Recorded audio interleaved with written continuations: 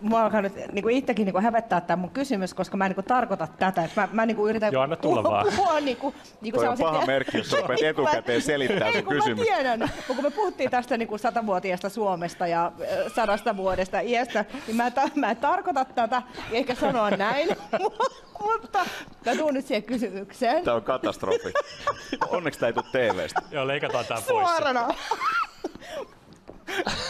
Mutta siis ajattelin kysyä sitä, että kun sä oot tietysti keikkaillut nuorempana ja sit sä keikkailet nyt vähän vanhempana.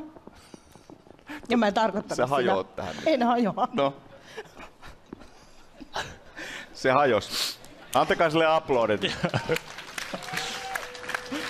Että onko se erilaista? Suhtaudutko siihen?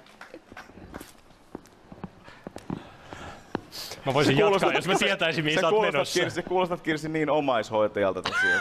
Se kuulostaa siltä, vieläkö se pappa jaksaa. Että onko teillä semmoiset rollaattorin mentävät luiskat siellä, että pääsee nostamaan sen jalan letkiästi monitorin päälle? Onko teillä muuten matalalattiapussit tuolla keikkarundilla? On.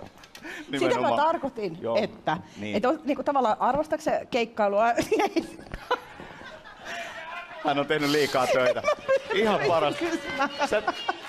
Sä teet TV-historiaa, mä teen musaa.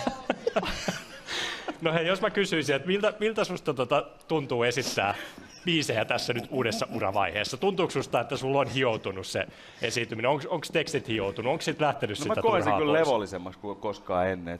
Se on musta oikeasti jotenkin, mä iloitsen siitä, että siinä tavallaan on mahdollista tehdä erilaisia sävyjä ja tehdä asioita välillä hiljaa ja välillä niin kuin räimeellä. Ja sitä paitsi mulla on niin nuoria soittajia bändissä, mikä on ihan hemmetin hienoa, että siinä tavallaan koko ajan tulee semmoinen jotenkin, että siinä on niin kuin sukupolvet kohtaa ja se on hienoa, luontevaa. Olisiko sulla joku kysymys? Ei sillä ole mitään kysyttävää enää.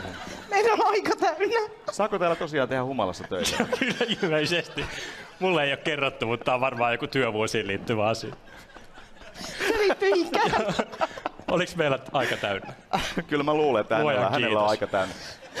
Luojan kiitos. Viimeinen työpäivä. Joo, kiitos Mikko Kuustonen. Tämä oli meille ilo selvästikin.